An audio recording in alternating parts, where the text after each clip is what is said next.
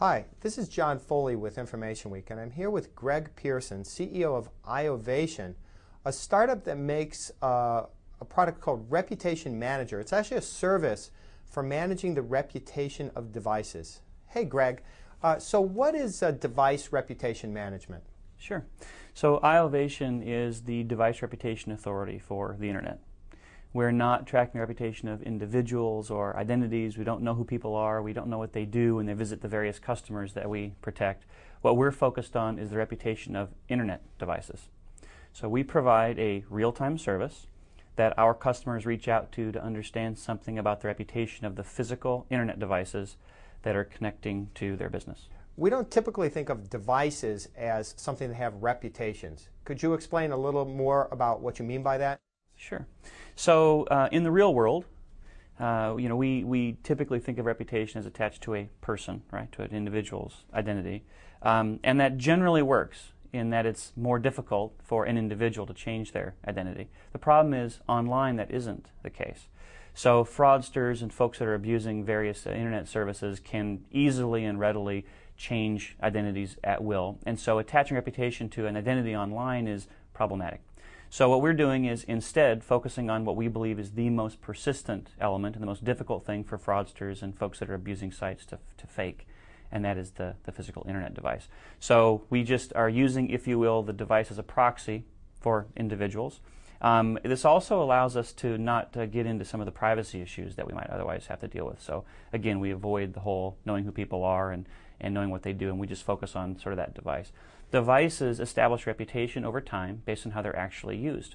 So if a device is not associated with problems and we see it connect to multiple customer sites and it's never reported as causing a problem, it slowly but surely develops a positive reputation. Conversely, if a device is associated with a problem, such as, say, passing stolen credit cards, that problem sticks to the device, not literally, but in our database it does, and then we can share that data with all the customers that use our service. So a couple examples. Let's say that you're an online retailer. You might find some value in knowing that an order is being submitted to you from a device that has in fact been used to pass stolen credit cards at multiple other online merchants.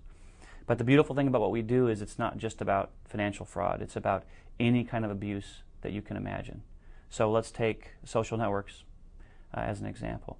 Might it be valuable to know that someone is sitting behind a device trying to set up a new account on your social network? And what if you knew that for a fact that device has been associated with, say, stalking children on multiple other social networking sites?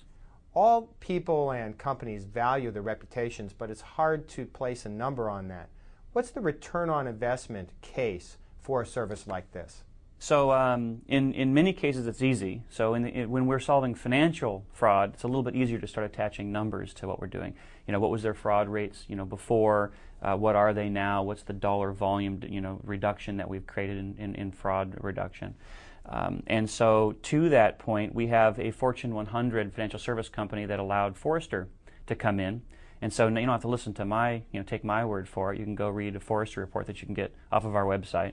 That what Forrester found is that we provided a 300+% return on investment for that particular customer. The application was that they're using our service to protect the online granting of credit. So as folks would come in and apply for credit, obviously they want to make sure that they're granting credit to the good guys, if you will, and denying credit to the bad guys. And we help them do that much more effectively. We help them catch more problems. We help them reduce the number of things they have to manually review and have greatly reduced their operational overhead. And maybe most interesting to me is that we also just help them take more good business. Now, when we stop behavior problems, a little more difficult to measure. We have social networking sites and online dating sites, for example, that aren't using it to stop hardcore financial fraud. They're using it to protect the integrity of their networks. So what's the value of keeping out somebody that is consistently breaking your networking rules, stalking your customers, using your infrastructure to spam other customers? A little bit more difficult to measure there. Greg, what's your strategy for going forward? Where does the company go from here? Not your typical startup scenario. We were profitable in 2004, the year we were founded. We also made money in 2005. We made money in 2006.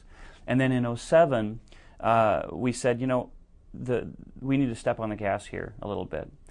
while we have patented technology, the idea was that growing our core infrastructure as big and as fast as possible was probably the strongest differentiator that we could have. And so we went out and we raised money with Intel Capital, with SAP, and with European founders. The intent of raising that money was to significantly grow our sales and marketing organization, somewhat to expand our technical infrastructure, but mostly it's been about sales and marketing. We not only greatly expanded our direct sales force, but we also have a dedicated focus on channels as well. And we just now are starting to have folks in Europe. Expect Europe to be a big part of our growth going forward. And probably not this year, but very likely next year. I hope that we're expanding specifically into Pacific Rim as well. All right, Greg Pearson with Iovation. Thanks very much. You're welcome. Thank you.